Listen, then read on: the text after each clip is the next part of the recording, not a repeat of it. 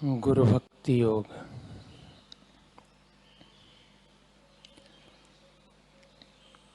ईश्वर कृपा गुरु का स्वरूप धारण करती है।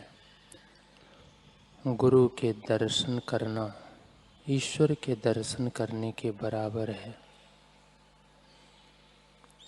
आत्म साक्षात्कार के मंदिर में गुरु का संग प्रथम स्तंभ है।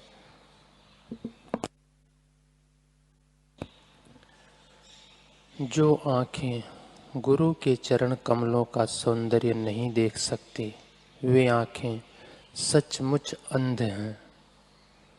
गुरु रहित जीवन मृत्यु के समान है।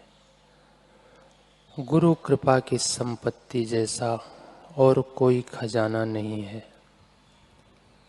भव सागर को पार करने के लिए गुरु के सत्संग जैसी और कोई सुरक्षित नौका नहीं है। आध्यात्मिक गुरु जैसा और कोई मित्र नहीं है।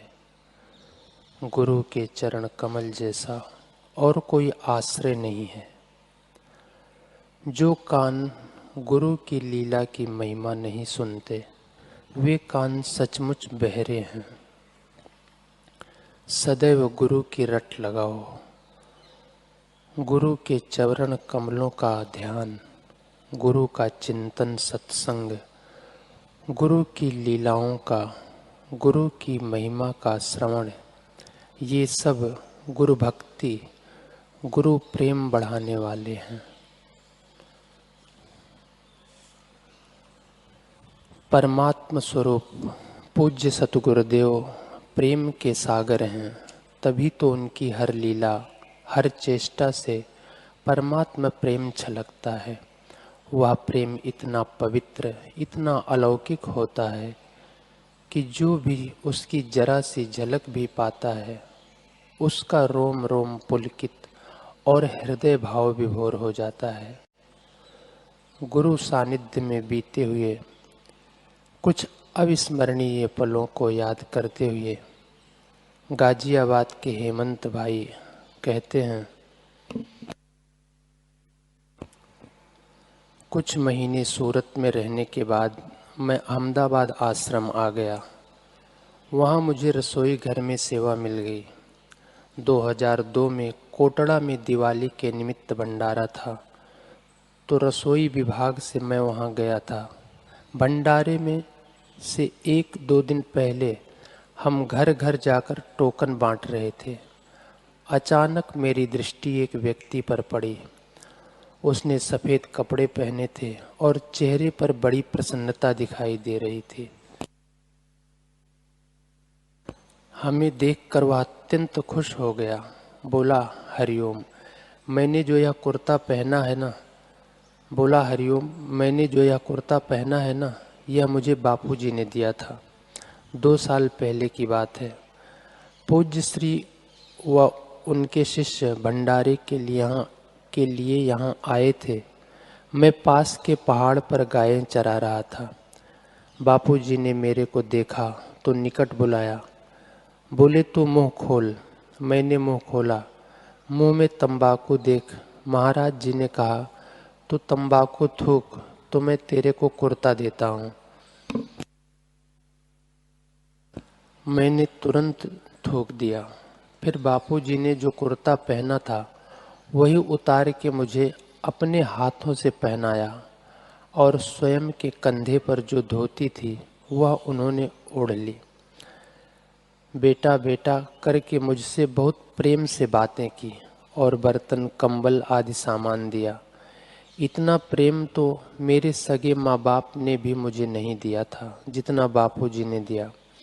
मैं घर गया तो मैंने तंबाकू की पुड़िया को जलाया और हमेशा के लिए तंबाकू खाना छोड़ दिया। जो कुर्ता मैंने पहना है, इसको मैं बहुत संभाल के रखता हूँ। जैसा प्रेम बापूजी से मिला वैसा कहीं नहीं मिला। उस भाई की बात सुनकर मेरा हृदय भाव से भर गया। पूज्य श्री की कैसी आत्मीयता, कैसा निस्वार्थ प्रेम है कि स्वयं के वस्त्र उतार कर देने में भी संकोच नहीं किया। सचमुच बापू जी का वात्सल्य भरा हृदय दीन दुखियों की पीड़ा नहीं देख पाता।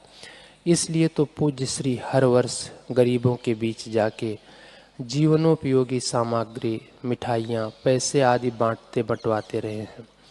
उन्हें सत्संग कीर्तन से लाभान्वित कर व्यसन मुक्त उन्नत जीवन की ओर अग्रसर करते कराते रहे हैं। मेरा सौभाग्य है कि मुझे ऐसे महापुरुष के दैवी कार्यों में सहभागी होने का सुअवसर प्राप्त हुआ।